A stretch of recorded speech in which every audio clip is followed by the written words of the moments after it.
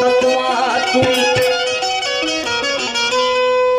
तुझ्याच पासून झाल्या त्या चारही खाणी तुझा विस्कार लागा पंच तत्वातुनी आणि तुलाच पूजतिका ऋषी आणि मुनी सर्व तुझाच अधिकार. माय बापा हो, सांगायचं झाल्यास अंडच जाडच वेजर आणि उजवीज अशा चार खाणीतून संपूर्ण जगाची निर्मिती आहे. आणि म्हणून त्या आदिशक्तीला, त्या नैसर्गिक शक्तीला माझं कळत न कळत वंदन आहे. पुढे काय म्हणायचं आहे जरा ऐका. तुझे वंदू गा माझे आई बापा अन माझे आदर्शस्थान. तुझे वंदू गा माझे आई बाप माझे आदर्शस्थान आणि मला जन्माशी घालून झाले किती पुण्यवान. त्यांच्याच पायी जगातील सर्व तीर्थस्थान आणि म्हणून या रंगमंचकावर देतो त्यांना मी दुसरा मान.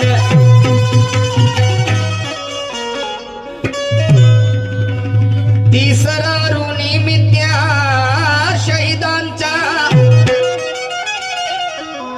की ज्याने दिवस दाखविला आम्हा स्वातंत्र्याचा.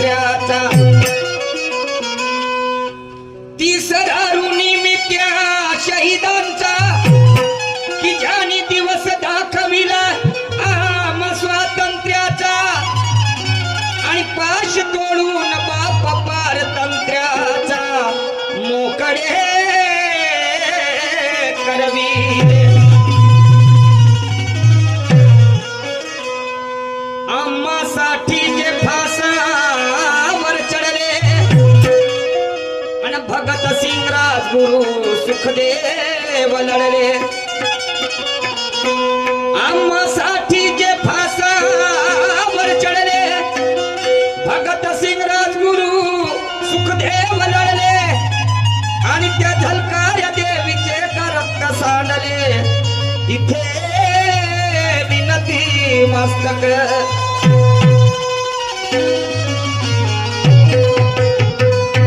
शाहू छत्रपती फुले कबीरा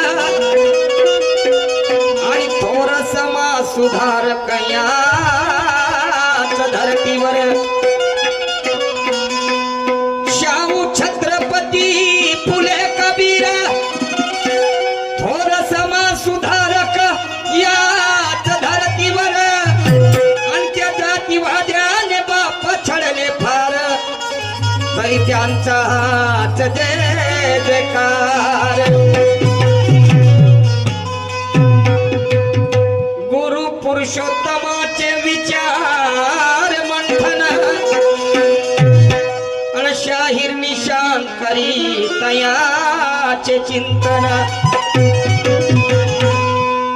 गुरु पुरुषोत्तमाचे विचार मंथन शाहीर निशान करी तयाचे ते चिंतन आणि लाभले मज स्वावलंबीपण मिळतो निरंजनाचा.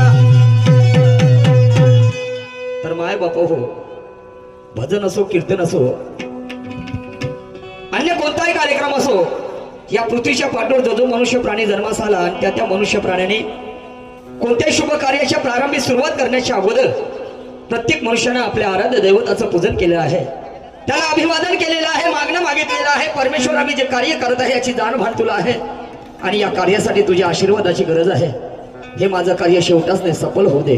तर शाहिरीच्या रीतिरिवाजाप्रमाणे पहिला मान माझ्या त्या गणेश भगवंताला दिला गेलं हो. आणि गणेश भगवंताकडे खूप काही शिकण्यासारखं आहे बांधवनो. आणि म्हणून प्रारंभिक गाण्यासाठी एक पुरातन चाल घेतलेली आहे. आणि ती पुरातन चाल मी आज इथे पहिल्यांदा सादर करीत आहोत. बांधवांना जरा लक्ष देऊ नये का?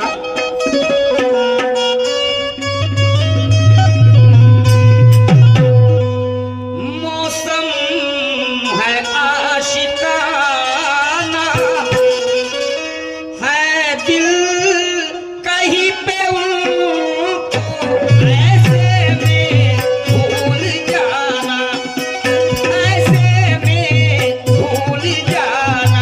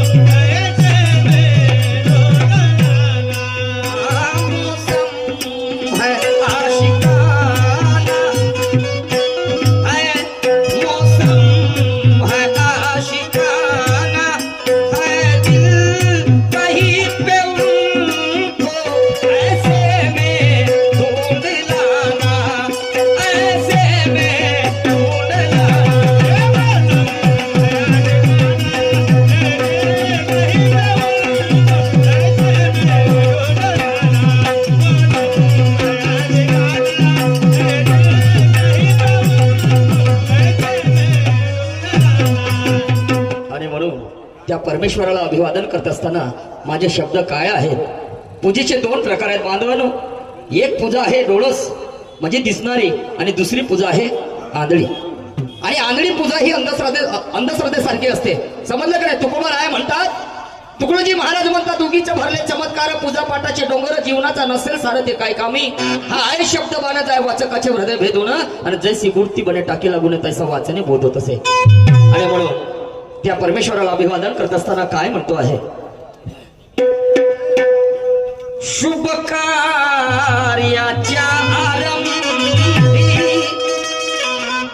शुभ कार्याच्या आरंभी वंदन गणास करीतो, वंदन गणास करीतो. शुभ कार्याच्या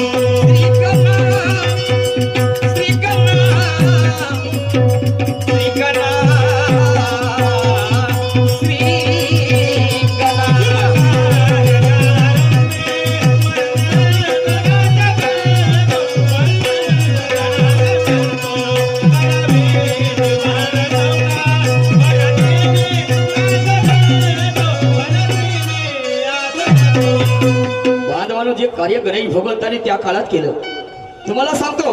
आणि संतांनी सुद्धा तेच कार्य या काळामध्ये करायला सांगितलेलं आहे प्रत्येकाला, मलाच नाही. तुम्हाला सांगतो शिकण्यासारखं आहे गणेश भगवंताकडनं. बांधवानं पृथ्वीच्या पाठीवर देव नव्हते का? 33 कोटी देवांगण होतं म्हणतात, होतं शास्त्र पुराण सांगते आहे. मग तरी पहिल्या पूजेचं मान गणेश भगवंत यांनाच का? तर बांधवानो आई वडिलाच्या चरणाजवळ संपूर्ण काही मिळवलं. आणि त्यावेळेस त्यांनी सांगितलं की आई वडिलांसारखं मोठं दैवत जगाच्या पाठीवरती नाही. आणि हेच कार्य संतांनी करायला सांगितलं. सारं जग फिरून अर्थ नाही, मायबापासारखं तीर्थ या जगाच्या पाठीवरती नाही. पण आमच्या भारतामध्ये, आम्ही ज्या भारताच्या पाठीवर जन्मास आलो, आम्हाला गर्व आहे, आमच्या मातृभूमीवर आम्हाला अभिमान आहे. पण या भारतामध्ये आमच्या मायबापापेक्षा कुत्र श्रेष्ठ आहे. बांधवानो, कुत्र्याला किंमत आहे पण आमच्या मायबापाला किंमत नाही. हा, बापाला आशा असते की मग माझ्या लेकराला, एकुलता एक लेकरू असते, त्याला म्हणते लहाण्याचं मोठं केलेलं, हितभराचं हातभर केलं, त्याला नोकरी लावून दिली, लग्न करून दिलं. आणि बाप इकडे म्हातारा होते तेव्हा माझ्या म्हाताऱ्या मायबापाला आशा असते की माझं लेकरू मला 2 टाइमचं जेवण वाढेल, माझी म्हातारपणची काठी बनेल. पण तसं होत नाही बांधवानो. जेवण तर सोडा हो, 2 टाइमचं जेवण तर त्याच्या नशिबात नाही, पण उलटे त्याला लाथा मारतात. आणि इकडे 50,000चं विलायती कुत्र घेऊन आणते, तेच 150 50,000चं विलायती कुत्र घेऊन आणते, त्याले 13-14 लाखाच्या 4 व्हीलर गाडीमध्ये बसवते. पायथ्याचे 4 वाजता उठून तुम्हाला सांगतो त्याच्या गळ्यामध्ये बेल्ट टाकते, त्या कुत्र्याच्या मांग पूर्ण गाव घुमते, जसा होमगार्ड सिक्युरिटी गार्ड लागला. तुम्हाला सांगतो ज्या अंथरुणावर आम्ही झोपतो त्या अंथरुणावरती त्याला झोपवल्या जाते. त्या कुत्र्याची रोज साबणाने स्वच्छ आंघोळ करून दिल्या जाते. त्याचा महिनेवारी खर्च पाहायला गेलं तर 5-10 हजार रुपये महिनेवारी खर्च. समजलं?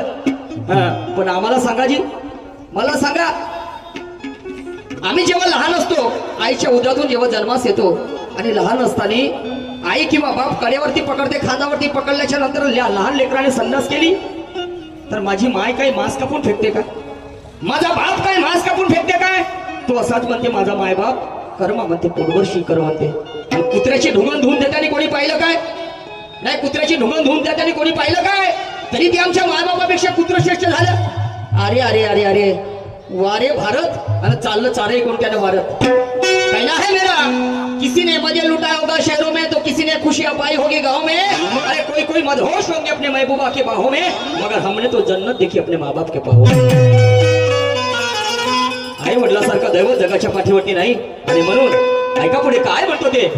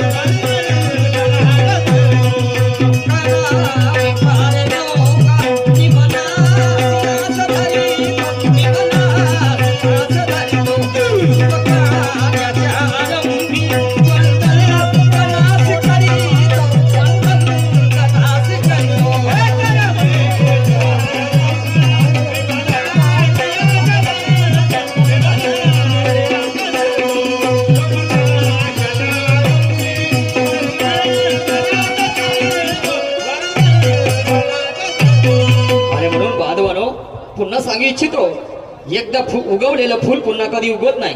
एकदा उगवलेलं फूल पुन्हा कधी उगवत नाही आणि एकदा मिळालेला जन्म मनुष्याला परत कधी पुन्हा मिळत नाही. अनेक माणसं मिळतील हो तुम्हाला या जगामध्ये, अनेक माणसं मिळतील तुम्हाला या जगामध्ये, पण तुमचे आई वडील का एकदा तुम्हाला सोडून गेले तर ते परत पुन्हा कधी तुम्हाला मिळत नाही, मिळत नाही, मिळत नाही. आणि म्हणून आई वडिलाची सेवा करा बांधवानो, आणि हीच ईश्वर सेवा आहे. अशी पुढे काय म्हणत होते?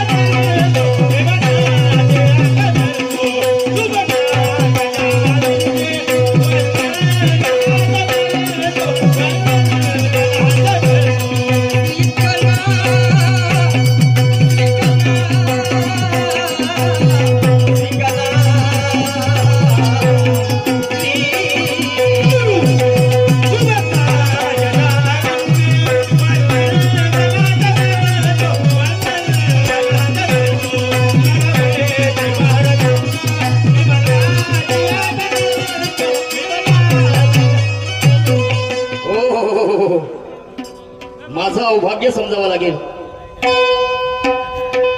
आज या गावामध्ये आमच्या जोडीला लाभलेल्या महाराष्ट्राच्या ख्यातनाम शाहिरा, महाराष्ट्राच्या ख्यातनाम शाहिरा, की ज्यांचं नाव ऐकता बरोबर समोरच्या शाहिराची बीपी लो होईल नाही तर बीपी हाय होईल.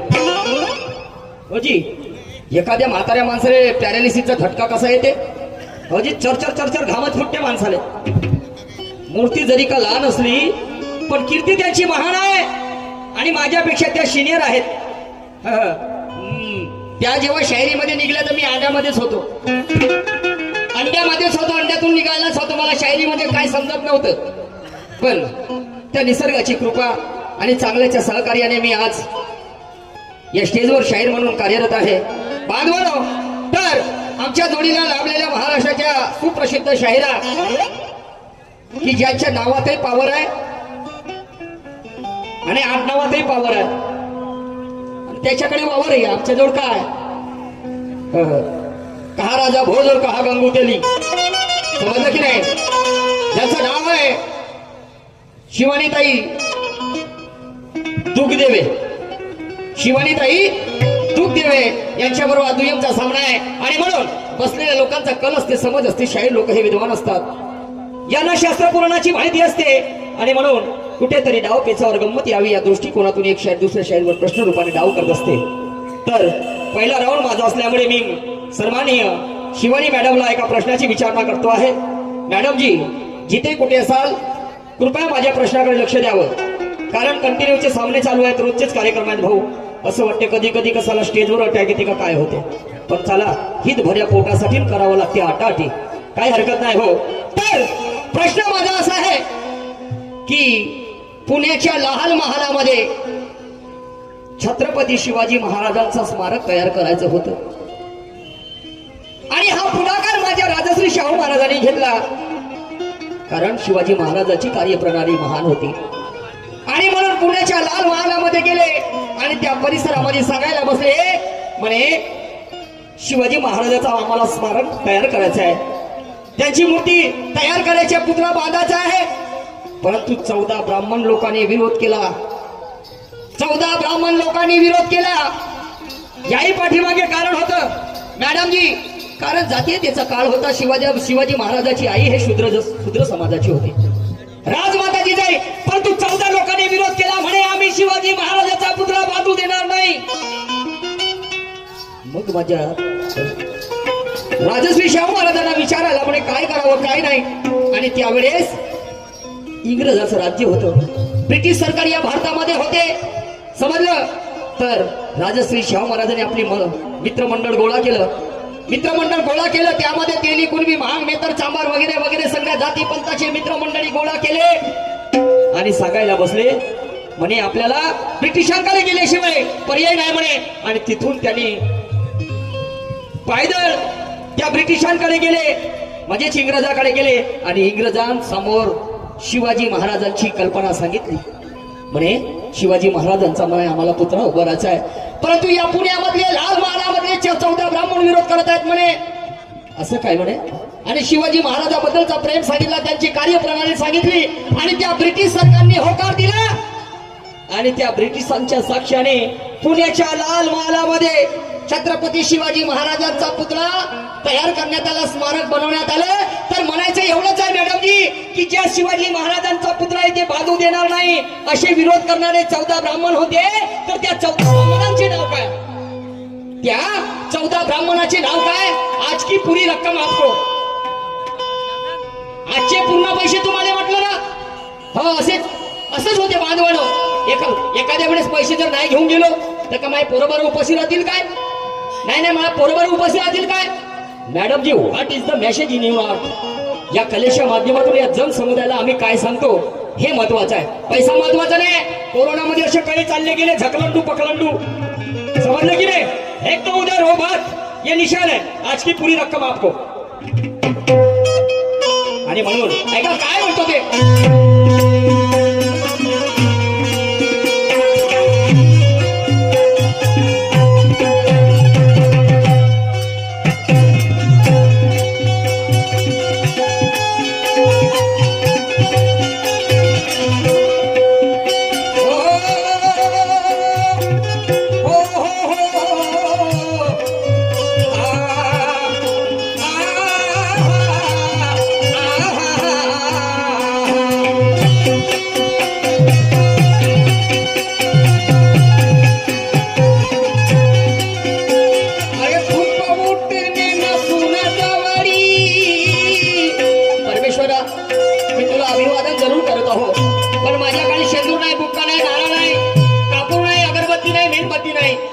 पुष्प सुद्धा माझ्याकडे नाही. पण तुकडोजी महाराज म्हणतात, मंदिरामध्ये नाक दाबून भक्ती करण्यापेक्षा मार्गीचे काठी उचला, या मार्गाचे काठी उचला. आणि हे सगळ्यात मोठी भक्ती आहे.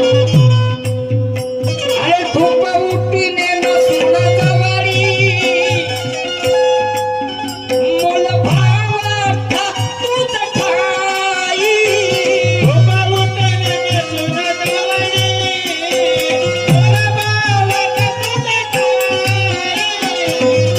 पुरुषोत्तम च्या सगुण सवयी निशान